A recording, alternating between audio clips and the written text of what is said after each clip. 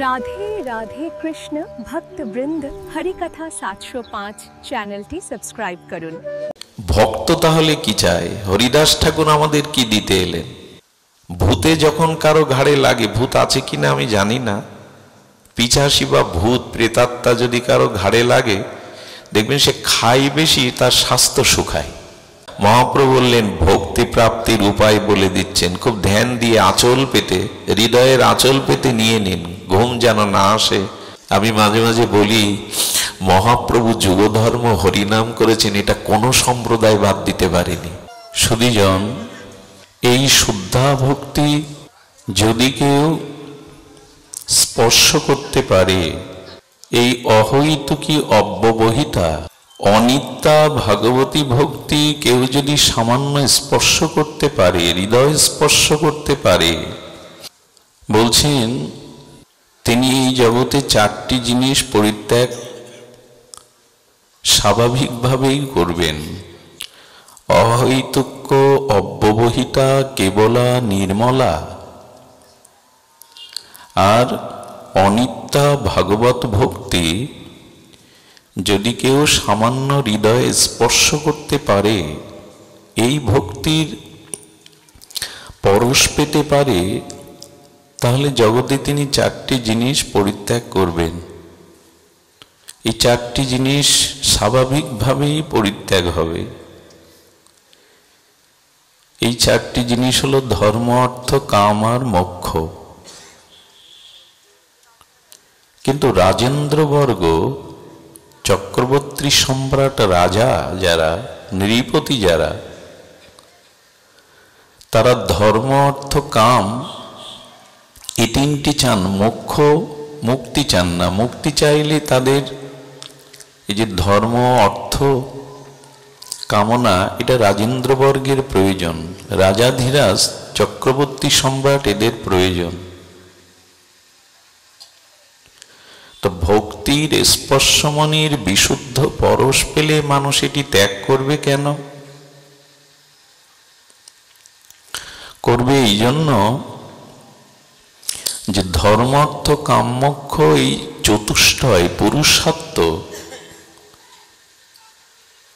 ভক্তির অন্তরায় করে দেয়। ভক্তি এগুলো অন্তরায় হয়ে যায়, পর্দা এসে যায়। ভক্ত এটি চাইবেন না, পুরুষত্ব চায় না। এই জন্য ভক্তরা, ধ্যান দিন, পুরুষত্ব ভক্তরা কেন চায় না? ধর্ম, অর্থ, কাম এগুলি যে প্রাপ্ত হতে হতে, ভোগ করতে করতে একসময় ক্লান্ত হয়ে পড়ে। ক্লান্ত কেমন? মাথায় বোঝা নিয়ে চলেছেন। মস্তকে বোঝা থাকলে একটা পরিশ্রম হয়, সেই পরিশ্রমতে মস্তক ব্যথা হলে মাঝে মাঝে কাঁধে নামায় বোঝা। আচ্ছা, মাথা থেকে কাঁধে নামলে মাথার ব্যথা কিছুটা প্রশমিত হয়, স্বস্তি হয়, কিন্তু কাঁধের ব্যথা, কাঁধে ব্যথা হতে থাকে। ডান কাঁধ থেকে যদি বাম কাঁধে আনেন বোঝা, ব্যথা যাচ্ছে কি না, ব্যথার স্থান পরিবর্তন হচ্ছে। বাম কাঁধে এলো, ডান কাঁধের ব্যথা প্রশমিত হলো, কিন্তু বাম কাঁধে আবার ব্যথা চাপলো।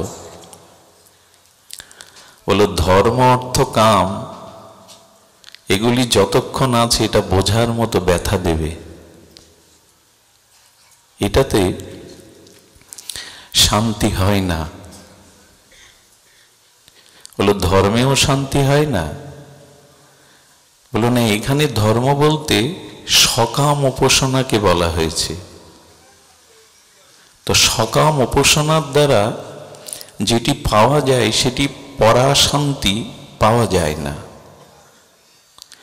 ধ্যান দিন, কাঁধ পরিবর্তন করলে, মাথা থেকে বোঝা স্কন্ধে নামালে স্থান পরিবর্তন হয়, ব্যথার নিরাকরণ হয় না।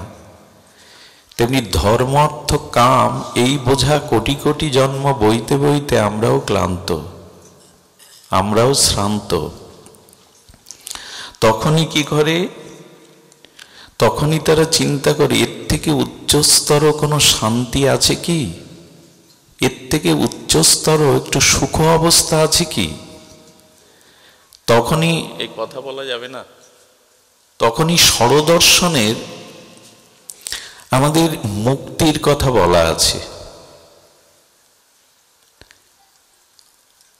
যখন ধর্ম অর্থ কাম এটি জন্ম জন্মান্তরের ভোগ করতে করতে আমি ক্লান্ত, ব্যথা, কারণ জন্মালে মৃত্যুবরণ, আর অর্থ বা কামনা এটি অপূরণীয়, পূরণ হয় না। তা যা পরিপূর্ণতা পায় না, আশা আকাঙ্ক্ষার পূর্তি না হওয়ার নামই তো দুঃখ। যা চেয়েছি তা পাইনি, তারই নাম দুঃখ। তাহলে দুঃখরও বোঝা আমি নামাতে পাচ্ছি না, পাচ্ছি কি, স্থান পরিবর্তন করছি, পাচ্ছি না। এটি বইতে বইতে ক্লান্ত জন্ম মৃত্যু চক্রে আবর্তনশীল জীব তখন আলাদা একটা কিছু প্রাপ্তি চাইছে, এই বোঝা হতে, এই ব্যথা হতে নিবৃত্তি চাইছে। তখন আমাদের বেদান্তের ষড়দর্শন বলছেন তোমার জন্য মুক্তি আছে, তুমি মুক্তি চাও। তো সেই মুক্তিতে আমাদের প্রাপ্তি কি,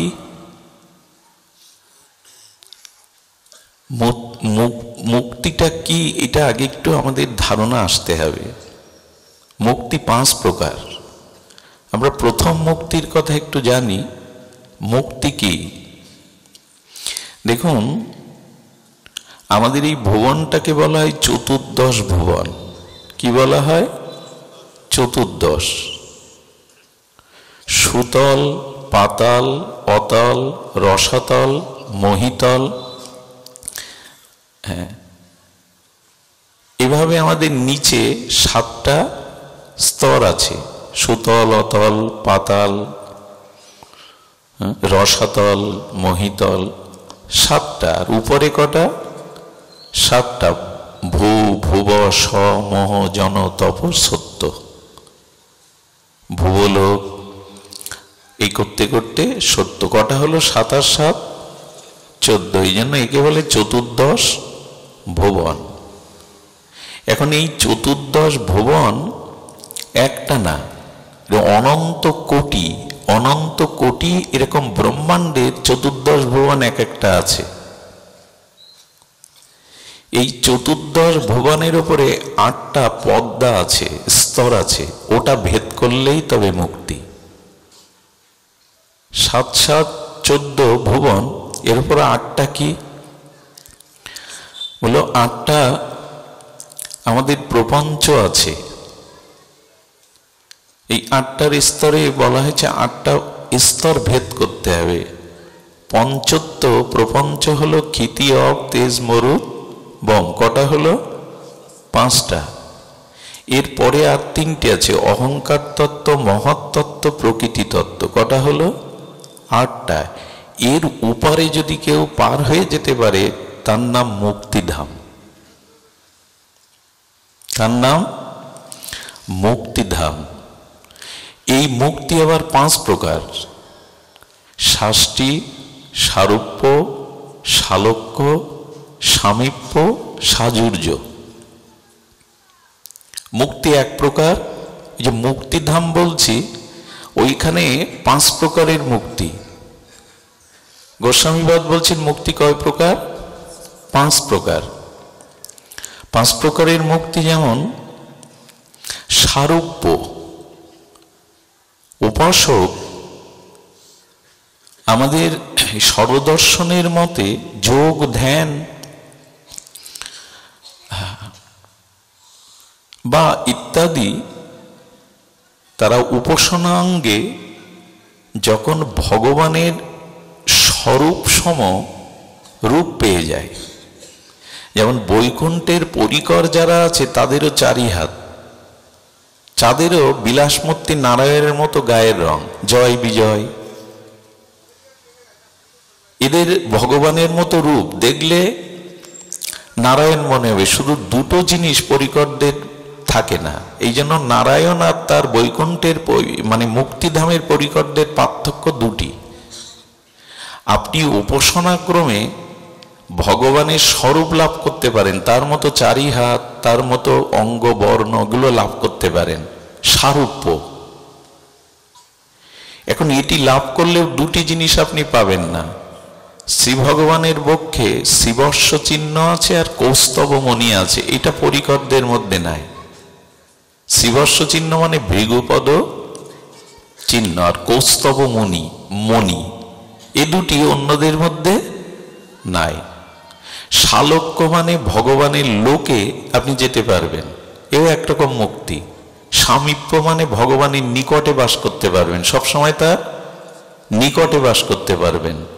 সাযুজ্য, সারূপ্য, শালক্য, শাষ্টি, তার মতো শক্তি লাভ করতে পারবেন।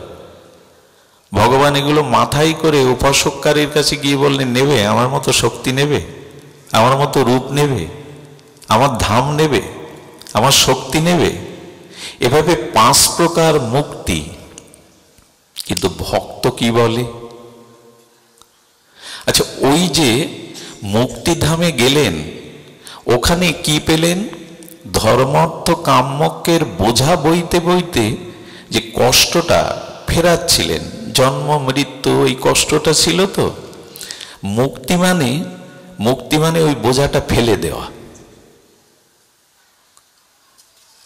মুক্তি মানে ওই যে মাথা থেকে বাম কাঁধে, বাম কাঁধ থেকে ডান কাঁধে পরিবর্তন করছিলাম, কিন্তু ব্যথা বা বোঝা ভার দূর হচ্ছিল না। দূর করতে গেলে কি করতে হবে? বোঝাটা ফেলে দিলেন, এর নাম মুক্তি।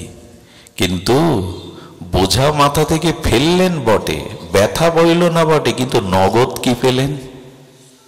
কিছুটা একটা পেতে হবে। দেখুন, সিদ্ধান্ত না জেনে আমাদের একটু ভেতরে প্রবেশ করতে হবে। ঠাকুরের কথা শুনবো, কিন্তু কাল বলছিলাম ঠাকুর শুদ্ধা ভক্তি দিতে এসছেন, এটা কি? এগুলো জানলে আপনার ভক্তিতে পথ জানতে হবে। তো যেখানে পৌঁছাতে চান সেটা পথ নির্দেশিকা জানতে হবে না, কিভাবে পৌঁছাতে হবে। তা আমরা শুদ্ধা ভক্তি চাইছি, সেটা কোথায়, কিভাবে পাওয়া যায় সেটা শুনুন। ওখানে বোঝাটা ফেলে দিলেন, কিন্তু নগদ কিছু পেলেন, আনন্দ নামক নগদ কিছু পেলেন। কিন্তু মানুষ তো আনন্দ চায়, পরানন্দ, প্রেমানন্দ চাই। সেটা কোথায়? বলে সেটা মুক্তিতে। ওই জন্মাতে হলো না, মৃত্যুবরণ করতে হলো না, আর কর্মফল ভোগ করতে হলো না। কিন্তু নগদ পাওয়াটা কি? এই নগদ যে পরমানন্দ, প্রেমানন্দ, এটা 5 প্রকারের মুক্তি। আচ্ছা, এই 5 প্রকারের মুক্তিতে আবার ভক্তিতে আছে। এই 5 প্রকারের মুক্তি আবার ভক্তিতে আছে। পরে আসছি সে কথায়। এখন এই মুক্তি যে আমি পেলাম, বোঝাটা ফেলে দিলাম, কিন্তু নগদ কিছু প্রাপ্ত হলো না। সহজ কথায় আমি চিনি হয়ে গেলাম, চিনি খাওয়ার স্বাদ থাকলো না, মুক্ত হয়ে গেলাম। ভক্ত বলছে, প্রভু আমাকে বারবার নরকে যাও, কিন্তু এই মুক্তি দিও না। ভক্তি জগতের কথা কি, শুদ্ধ ভক্তের কথা কি, আমাকে নরকে দাও, কিন্তু ওই মুক্তি দিও না। এখন এই যে নগদ পেলাম না, আমরা অষ্টাধা প্রকৃতি পার করে গেলাম বটে, মায়ার স্তর ভেদ করলাম বটে, কিন্তু নগদ পেলাম না। এই নগদ প্রাপ্তিটা একমাত্র এই শুদ্ধা ভক্তিতে হয়। মুক্তি সরদর্শনের অবধি পরমসীমা। এই জন্য যারা জ্ঞানী, যারা কর্মী, যারা যোগী, যারা পরমাত্মার ধ্যান করছেন, তারা এই মুক্তি চায়। আচ্ছা, এই মুক্তি মানে ব্রহ্মপ্রাপ্তি। এই ব্রহ্মপ্রাপ্তি, কিন্তু ব্রহ্মের মধ্যে আনন্দ নেই, ব্রহ্মের মধ্যে ভক্তি রস আনন্দ নেই। ব্রহ্মের মধ্যে যদি রস আনন্দ এগুলি না থাকতো তবে তিনি ব্রহ্ম তত্ত্ব হতে পারত না। আছে কিন্তু অপ্রকাশিত, আছে কিন্তু অপ্রকাশিত। অপ্রকাশিত কেমন? এখানে শুভঙ্কর এসছে, খুব স্নেহের, ও ভালো কীর্তন করে, অরুণদা ভালো কীর্তন করে। ওরা যখন ঘুমায় তখন কীর্তনটা, সুরটা ওদের মধ্যে থাকে কিনা? কীর্তনটা, সুরটা, ওই অভিজ্ঞতাটা, সুরতালটা থাকে তো ওদের মধ্যে, কিন্তু তখন ওরা ঘুমিয়ে পড়েছে। তখন কি ওদের সুর কীর্তন শুনতে পাবো? কিন্তু উনি যখন ব্যাসাসনে এসে কীর্তন করলেন তখন ওই মানুষের মধ্যে তার কীর্তন, তার সুরালাপা, তার সুরসঙ্গীত প্রকাশ হলো। তেমনি ব্রহ্মের মধ্যে যদি আনন্দ না থাকতো, রস না থাকতো, তিনি তত্ত্ব তো ব্রহ্ম হতে পারতেন না। কিন্তু সেগুলো অপ্রকাশিত, ঘুমিয়ে পড়া। এই জন্য ব্রহ্ম, আত্মা, ভগবান ত্রিবিধ প্রকাশে। ব্রহ্মের মধ্যে তত্ত্ব আছে, রস আছে। আমি যা শুরু করেছি তো আপনারা ঘুমিয়ে পড়বেন, কিন্তু এগুলি জানতে হবে। না জানলে আমরা শুদ্ধ ভক্তির স্তরে পৌঁছাতে পারবো না। আগে তো তিতো খান, তারপরে ক্ষুধা জাগবে, আস্বাদন হবে। অরুচি থাকলে তো আস্বাদন হবে না। হরিদাস ঠাকুরের প্রেমরস আস্বাদনের জন্য আগে এটি জানা দরকার, কি দিতে এসেছিলেন তিনি, তিনি আমাদের জন্য কি নিয়ে এসেছিলেন। এই জন্য এইখানে পৌঁছাতে হবে। তো আমরা বলছিলাম ব্রহ্মে আছে কিন্তু এটা অপ্রকাশিত। যেমন কি জানেন, একে বর্ণনা করা যায় না। ব্রহ্মের যে নির্গুণ নিরাকার, তাতে আছে সব, প্রকাশ নেই, লীলা নেই, ধাম নেই, পরিকর নেই, হ্যাঁ, সেই রস আনন্দ তরঙ্গ নেই, অথচ তার মধ্যে সব আছে। ওই যে ঘুমিয়ে পড়া, শিল্পী ঘুমিয়ে পড়েছে। এই জন্য ওইখানে ভক্তরা যেতে চায় না। ওখানে লীলা নেই, ধাম নেই, রূপ আনন্দ নেই, অথচ ঘুমন্ত ওইখানে। এই জন্য ভক্তরা যেতে চায় না। এটা পরমাত্মাবাদীরা, ধ্যানীরা ওইখানে যেতে চায়। ভক্ত কি চায়? ভক্ত তার ধাম চায়, লীলা চায়, রূপ চায়, সেবা চায়, রস আস্বাদন চায়। এই জন্য ওটা আছে। রামকৃষ্ণ পরমহংস একটা অপূর্ব কথা দিয়ে বলেছেন, আগেকার দিনে নববধূ বিয়ের দিন বর এসেছে, বরকে এক ঘরে বসানো হয়েছে। লজ্জিতা, এই নব বিবাহ হবে, নব অনুরাগে পূর্বরাগে লজ্জিতা মেয়েটাকে সখীরা বলছে, তোর বর কই রে? অবনত মস্তকে রাঙামুখে নিচু, কি রে বর দেখাবি না? তোর বর কই? দেখেছিস তুই? দেখতে এসেছিল। কি করেছে জানিস? জানলার গবাক্ষ ছিদ্র, এই যে ভ্রমর এসে জানলা সিদ্ধ করে না, ওই গবক্ষ দুয়ার দিয়ে লজ্জিত হয়ে সখীরা বলছে যে তোকে দেখাতে হবে না। আমরা এক এক করে বলছি, ওই যে একজন বসে আছে ওই বর? বলল না। আর একজনকে বরের বসে আছে তো তার সহপাঠীরা বলল ওই বর? বলল না। ওই বর না, সব না বলছে। নেতি নেতি, এই যে বেদে যেমন বলা হয়েছে, এটা ঈশ্বর ন ইতি, এটা না, ন ইতি। যখন বরের দিকে সখীরা আঙুল তুলল, ওই বর সবার মাঝখানে বসে আছে, কি সুন্দর দেখাচ্ছে, তখন মাথা নিচু করে হাসছে, তখন আর না বলছে না। কি বোঝা গেল? মুখে তো কিছু বলল না। তেমনি ব্রহ্মার যে, ব্রহ্মালোকের যে আনন্দটা, ওটা বোঝা যায় কিন্তু ব্যক্ত করা যায় না। আনন্দ অপ্রকাশিত। ওখানে ওখানে আনন্দ প্রকাশ নেই। কিন্তু আমরা তো প্রকাশ চাই, আমরা তো লীলা চাই, ধাম চাই, আস্বাদন চাই। এবং অবাক কাণ্ড কি জানেন, এরকম অনন্ত ব্রহ্মাণ্ডে, এরকম অনন্ত বিশ্ব ব্রহ্মাণ্ডে চতুর্দশ ভুবনে ভগবানে কোথাও না কোথাও বাল্যলীলা করছেন, রাসলীলা করছেন, ব্রজলীলা করছেন। লীলা কিন্তু নিত্য চলছে। আপনি যখনই ভজন করতে করতে ওই স্তরে পৌঁছালেন, তখন এমন কোন চতুর্দশ ব্রহ্মাণ্ডের এমন এক পৃথিবীতে আপনাকে জন্ম দেবে, যে পৃথিবীতে ভগবান এখন লীলা বিলাস করছেন। লীলা কিন্তু নিত্য। সূর্য এখন আমাদের বাংলাদেশের আকাশে নাই বলে সূর্য আকাশে নাই এমন? বর্ষচক্রে আমেরিকায় এখন দিন, তার মানে সূর্য আমার আকাশে নাই বলে সূর্য আকাশে নাই। তেমনি লীলা নিত্য এরকম চতুর্দশ ব্রহ্মাণ্ডে, অনন্ত কোনো ব্রহ্মাণ্ডে ভারতবর্ষের কোথাও বৃন্দাবন আর সেখানে তিনি লীলা করছেন, লীলা নিত্য। ওইখানে যাওয়ার যদি ভজন হয় তাহলে আপনি ওই লোকে জন্মিয়ে ওই লীলাতে প্রবেশ করতে পারবেন। সকালবেলা এক মা উনান জ্বেলেছে, উনানে অগ্নি, উনান জ্বেলেছে মানে উনানে অগ্নি জ্বেলেছে। সে যদি দাবি করে এই পৃথিবীর মধ্যে প্রথম আমি অগ্নি জ্বাললাম, তার বলাটি কি ঠিক হলো? কত জায়গায় এমনি অগ্নি জ্বলছে। তেমনি ভগবান এসেছিলেন দাপরে আমাদের বৃন্দাবনে, উনি নাই এমন নাই, এরকম কোন অনন্ত ব্রহ্মাণ্ডে কোথাও তিনি এখন নিত্যলীলা। আমি সকালে আগুন জ্বেলে দাবি করতে পারি না আমি প্রথম আগুন জ্বালালাম। অনন্ত তার লীলা, অনন্ত তার মহিমা। ওনারা চলে যাচ্ছেন কেন? জয় রাধে।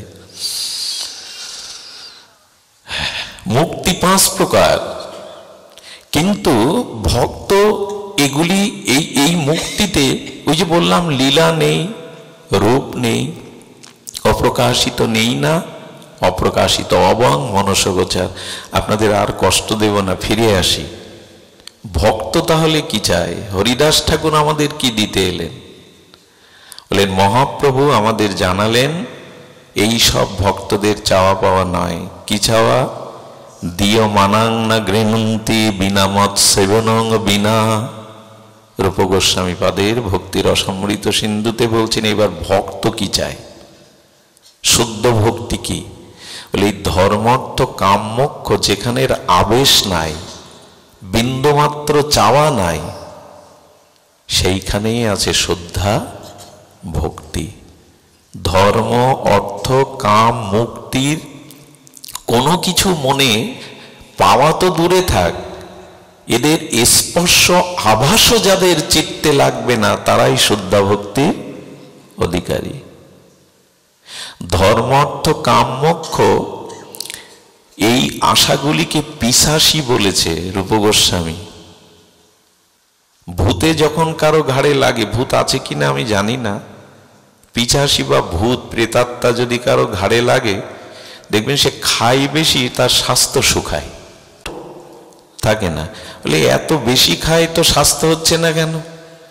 বলে ওর মধ্যে থেকে ওই পিশাচি খাচ্ছে, ওকে ধীরে ধীরে মৃত্যুর কবলিত করে ফেলছে, খাচ্ছে ওই পিশাচি। তেমন আমার ভিতরে যখন ধর্মত্ব কাম মোক্ষ এই মুক্তির ইচ্ছা থাকবে, ওগুলো কিন্তু পিশাচি না, ইচ্ছাটা। ধন চাই, মুক্তি চাই, অর্থ চাই, এই শশুক বাসনা, এই চাওয়াটার নাম পিশাচি। ওগুলো কিন্তু পিশাচি না। খবরদার, মুক্তিকে পিশাচি বললে কিন্তু অপরাধ হবে। যুগ যুগান্তর যোগী ঋষি মুনিরাও মুক্তি পায় না, তাকে পিশাচি বলা যাবে? বলল না। জীব গোস্বামী একবার বলেছিলেন, একজন আচার্য বলেছিলেন রূপ গোস্বামীকে, আপনার এইটা একটু ভুল হলো না, আমি একটু সংশোধন করে দিই, আপনি মুক্তিকে বলো। মুক্তিকে পিশাচি বলেনি গুরুদেব।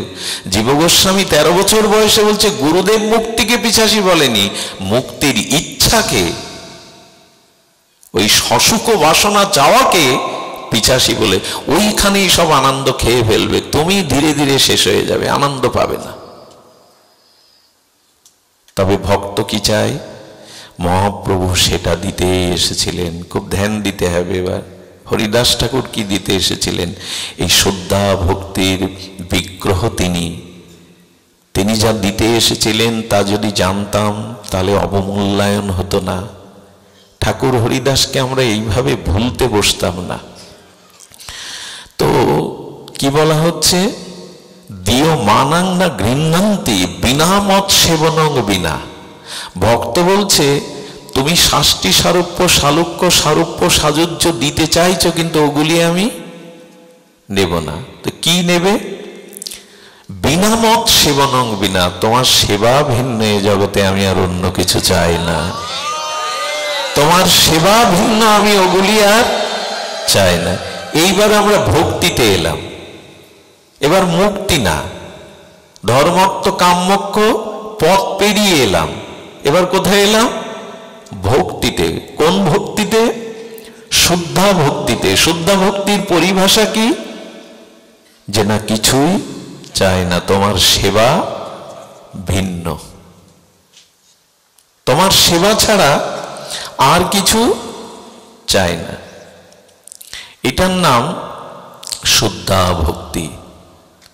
আচ্ছা, এই ভক্তি প্রাপ্তির উপায় কি?